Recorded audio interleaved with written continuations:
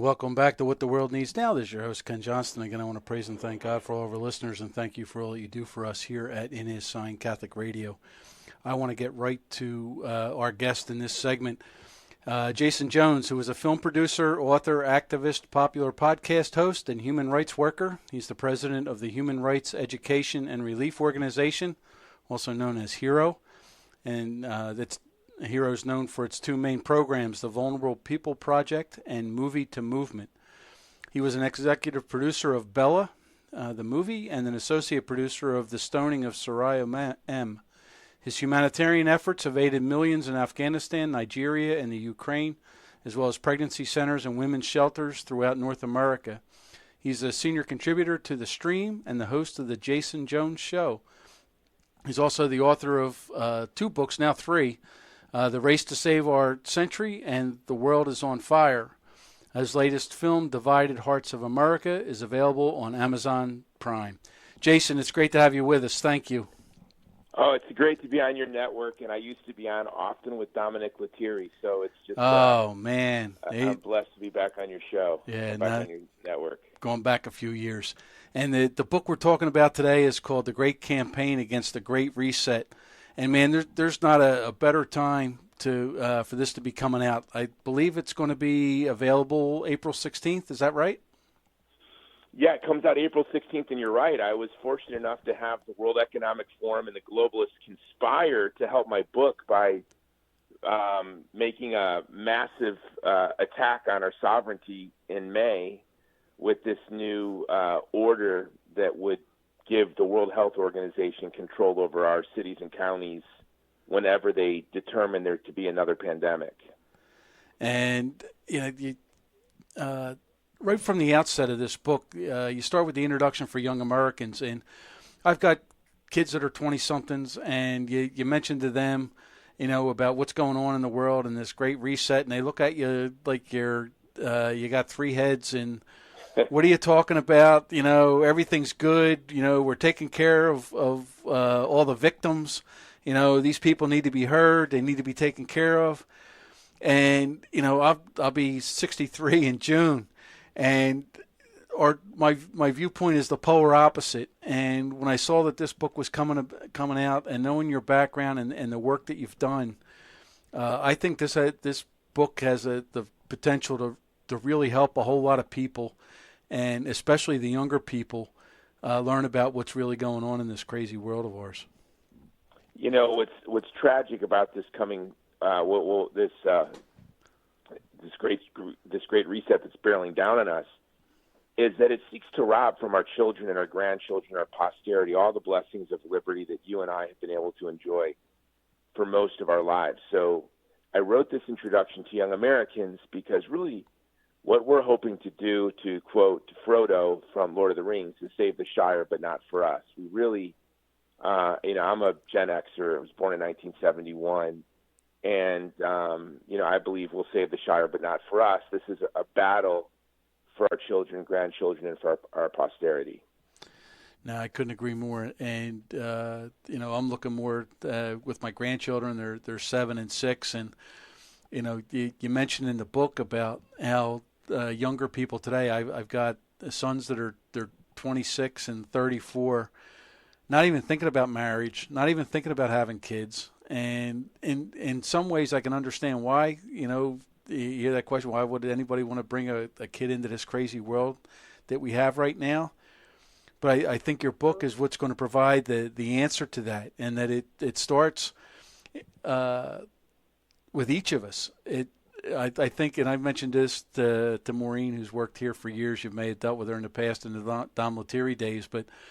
I'm waiting for the phone call for the leader that's going to start having meetings at the local Knights of Columbus on how we're going to, form a militia and, take our country back. And I don't think that's the solution, is it?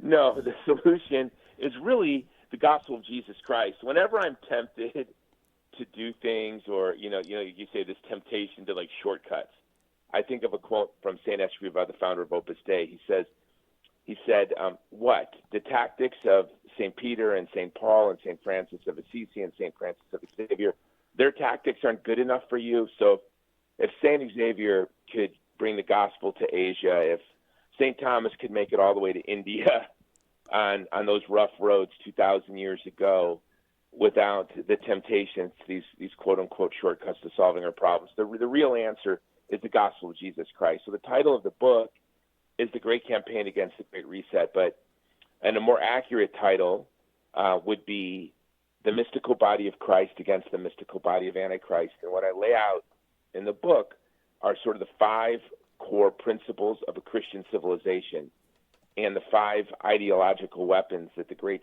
Reset are using to erase what's left of Christian civilization and the Christian principles that make our civilization humane and beautiful.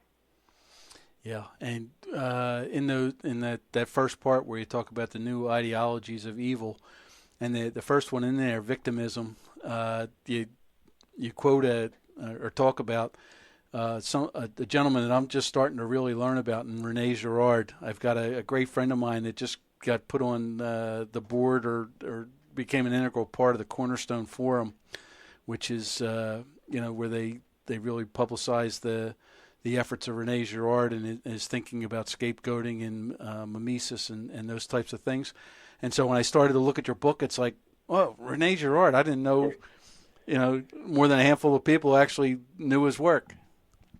Rene Girard, I believe, his book, I See Satan Fall Like Lightning, was Pope Benedict's favorite book. And I first read that book 10 years ago. And the way I say it is, when you read Rene Girard, he was a French Catholic anthropologist at Stanford. It's like the first time you put on reading glasses and you didn't know you needed them. You're like, oh my gosh, I really needed those glasses. And Rene Girard coined the term victimism in the 90s. It's still not in the dictionary. My hope is this book helps push it into the dictionary. But the word victimism, as Girard coined it, what it means is feigning concern for the vulnerable to acquire wealth and power. And what this does is it does 2 things. It creates fake vulnerable communities, hence the LGBTQ or the climate crisis, and it abandons the truly vulnerable. So you look at the fake climate crisis, defending the climate from human beings, I guess. I don't know. But who are the victims of this? Well, the electric vehicle market, 80% of the cobalt in the world goes to EVs. Every electric vehicle has cobalt that is mined by hand by children as young as 6 in slave labor conditions in Congo. So every electric vehicle, if you're listening to this and you're driving an electric vehicle, you need to know that the cobalt in your lithium batteries was harvested by slaves, by children, working in toxic material, toxic muck. And so they're the victims of the climate cult. But of course, the green cult's myth of climate catastrophe is used to monopolize energy, to create energy deserts, to control movement and energy exportation around the world. You look at the trans ideology this Easter at the White House, they forbade Christian symbols. And instead of celebrating the resurrection of Jesus Christ, they celebrated, quote unquote, Trans Visibility Day. And my work through the Vulnerable People Project, serving authentically, truly vulnerable communities facing genocide, like when I was in Iraq during the war with ISIS, and I was meeting with ethnic minorities. I met with the leader of an ethnic minority her people were facing genocide. I asked about her meeting with the U.S. State Department, and she told me that the U.S. State Department told her, now this was in 2016 in the midst of the genocide in Iraq, where first-century Christians, Yazidis, and Kakai were being wiped from the face of the earth. She said, we were told that they're not focused on ethnic issues, but LGBT issues at the moment. So victimism is the organizational principle of control. And it's why young people are seduced, because they want to be thoughtful to the common good. They want to order their lives to be loving and kind and gentle. And so this ideology of victimism is how people are swept away to support enthusiasms that are inhumane and anti-human. Now, and the way you explain it is put so well. And like I said, I've got 20-somethings that, we sit there and talk about the LGBT and It's like, well, they need help. They need to, and they want to have. I brought them up Catholic schools. We volunteered. We, soup kitchens and helping the needy. So they have this compassion within them that's looking for an outlet. And it just amazes me how they can be steered, whether it's through college professors or other outlets, to mold themselves perfectly into this victimism that you talk about. Yeah, we see it with LGBT. Meanwhile, children with gender dysphoria are being mutilated, castrated, injected with massive amounts of drugs and hormones, which is a very horrible type of abuse. We see it at the border. They talk about open borders as being compassionate and loving. But the reality is what are open borders, by the way, they're not open. They're completely controlled, but they're controlled by the cartels, not the U.S. government. And so the border catastrophe that we have right now means that millions of migrants are trapped in a dangerous underground economy. We have fentanyl pouring across the border. I know several people who've lost children to fentanyl. I'm sure you do as well. Your listeners do as well. We have over 1 million known felons and criminals have been let into the country in the past 3 years. This is unbelievable stuff. And so every argument they make, from open borders to pushing electric vehicles to the trans agenda, they present it in that they are fighting for victims, when what they're really doing is abandoning the truly vulnerable. So then the Christian response is, a victim is feigned concern for the vulnerable to gain power and wealth. Then what is the response? The Christian response to this tactic isn't to abandon the vulnerable, but instead to serve the truly vulnerable to a cost. We have to be willing to suffer ourselves. For example, J.K. Rowling, the author of the Harry Potter novels, just this yesterday tweeted out misgendering, quote-unquote misgendering, all these famous trans celebrities in the UK. And this was her response to a new law in Scotland that said you could go to prison for 7 years for doing things like misgendering. And so J.K. Rowling basically tweeted out, "Send me to prison." And then the Scottish government replied to that saying, "We won't arrest you. Complaints have been made, but we will not act on them." And so, you look at the farmers in Germany, you look at the bishops in Africa within our own church pushing back against woke nonsense. Each and every one of us have to push back against the globalists where we are. The biggest thing that they seek to do, one of the principles I have in my book that are foundational to humane civilization, is subsidiarity. The further an institution is away from the person, the less influence it should have in the life of that person. So, for example, your parents, your family, your friends, your local priest, they should be more involved in your life than the World Economic Forum or the World Health Organization or even the papacy. When our church is the most anti-fragile organization in the world, and what makes for its robustness and strength is that it is an anti-fragile organization that respects the principles of subsidiarity. The bishops respect the parish priests and pastors. The Holy Father and the Bishop of Rome respects the bishops in their diocese. So much more so should we resist the World Health Organization, that is just an unelected bureaucracy on the other side of the world. It shouldn't be telling me, it should not have the power to order my local police to arrest me if I choose to go outside and protest COVID policies.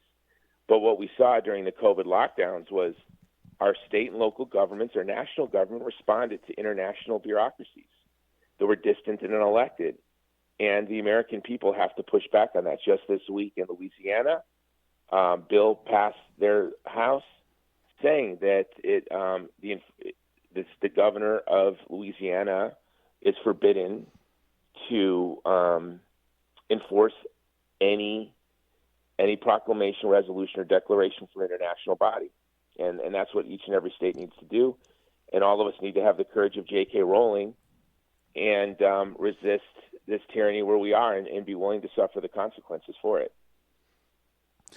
No, and couldn't agree more. And I think that I think it was in the introduction, there were a couple of lines here. We must admit that there was a conspiracy without becoming conspiracy theorists, acknowledge that we have enemies without becoming paranoid, and admit the vastness of the task that faces us without descending either into despair or nihilistic rage.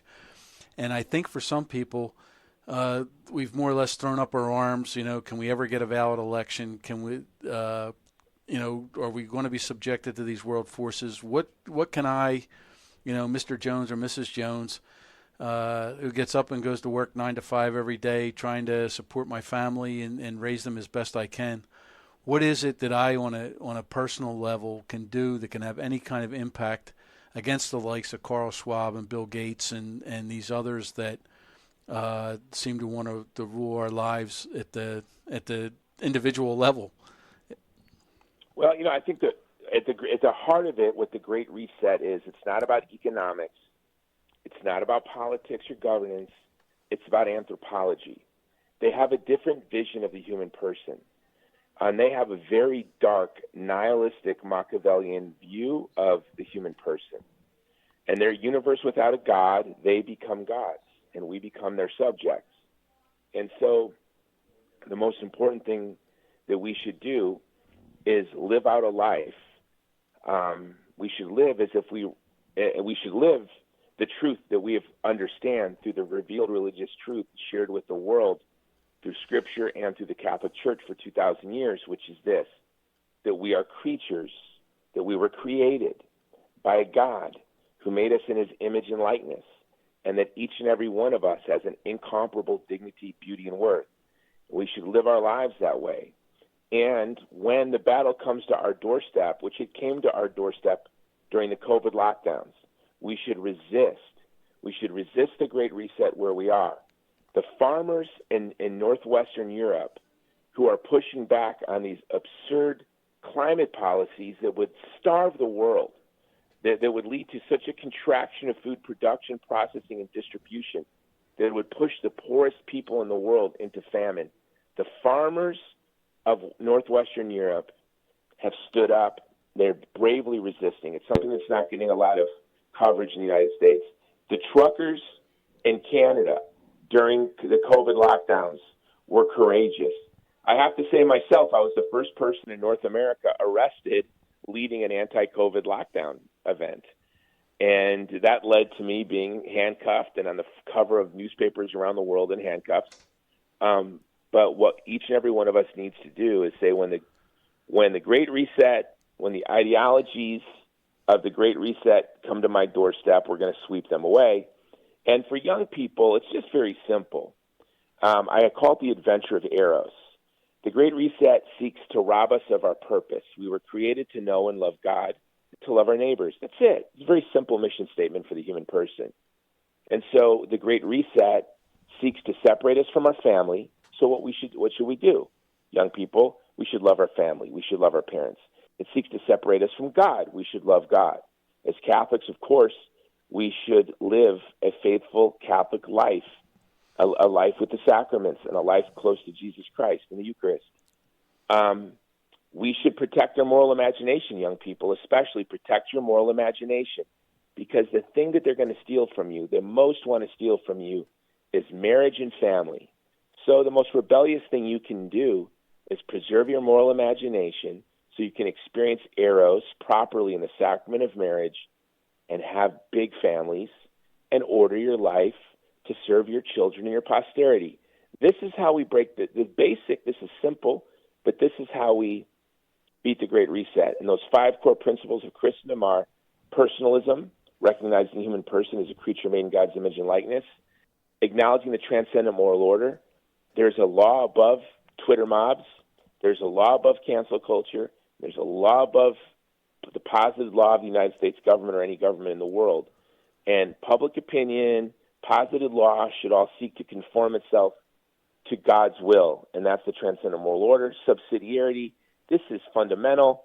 We should break the grip of distant, unelected bureaucracies on our federal government, on our states and local government. This is key. When we live subsidiarity, no conspiracy theory, no conspiracy, No authoritarian government cannot work its will until those free institutions of civil society that are between the person and the state are crushed. And so we should work to strengthen those free institutions of civil society. Our families are foundational and the most important free institution of civil society. Humane economy, a just social order is grounded in private property rights. We should fight to protect our property rights. You know, Klaus Schwab famously said, "You'll own nothing and love it." He said with that Bond villain German accent of his. Well, yeah, no thanks, Klaus Schwab. We will keep our property, and we're not eating cricket meat. And then finally, this is the Christian virtue of solidarity. And this virtue of solidarity is beyond natural solidarity, but when infused with grace, it's willing to stand with the vulnerable to the point of becoming indistinguishable from those we stand with. And so when we stand with the vulnerable, we have to recognize there may be a cost. We have to be willing to accept this cost. And that's why I call it the adventure of Eros. We shouldn't, despair, oh my gosh, we have to battle back these globalists, this great reset.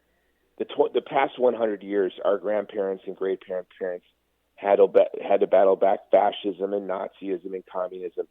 So we shouldn't throw ourselves a pity party. Tragically, this is just a part of the human condition. Every generation has its battles, and we have ours. And this book is the one you're going to need in order to, get the guidelines on understanding what the battle actually is. And I think that's what came across most to me, Jason, was, people talk about it and talk about it more in political and economical terms. And you really break it down, especially for those of us that are Christian and Catholic, as to what's really going on here. Our guest in this segment is Jason Jones. He's written a great book called The Great Campaign Against the Great Reset. I believe it's published by Crisis Publications and being distributed by Sophia Institute. I know it'll be available April 16th on Sophia's website. It's available for pre-order now. Locally here in the Philadelphia market, visit our friends at the St. Jude shop over in Havertown. I'm not sure if they can pre-order it for you, but once it's available, they can certainly get it for you. And try to use those two outlets before you hit up the other big chains. Jason, we got just a couple of minutes left here, and I give you the final word because I do think that the work that you're doing is awesome. There was a little miscommunication, and we didn't get together last month when we were supposed to. And the day I was supposed to have you on, my engineer shot me a short video about your life that you'd done on EWTN. And I watched that, and here's a guy that was 565th out of 565 in his class before he dropped out of school. And man, what God is doing with you is just a testament of what God can do with any of us if we open ourselves up and let him direct our lives and the useful things that we can do. So I got just a couple minutes left, so I'll give you the final word here, whatever you may have. Well, I appreciate you bringing that up, and in fact, it is true. I dropped out of high school the day I turned 17 and joined the United States Army, but on my 17th birthday, I joined the Army. And but I tell people it wasn't much of a loss because I was last in my class out of 565 students. But the reason I joined the Army was because my high school girlfriend was pregnant, and I'd spent my whole childhood. My mother had me at 16. Daydreaming about the kind of strong, good man that I would be that would protect my wife and kids and my family one day. But while I was in basic training, her father found out she was pregnant while in the third trimester and took her to get a forced third trimester abortion. And that really changed everything for me. And I've really become addled by not only abortion, but war and genocide and democide and all the ways that in our modern world children are suffering and dying today. And that's the lens in which I wrote this book, The Great Campaign Against the Great Reset, because I have 7 children and 3 grandchildren. And my daydream as a young boy and a young man was to be a strong, good man that could protect his family. Failed to protect my first child from abortion, but I've really ordered my life from that day till this day to really defend as many children as I can from violence, whether it's our work in Afghanistan, Iraq. We're operating in Gaza right now, just evacuated 2 wounded children yesterday.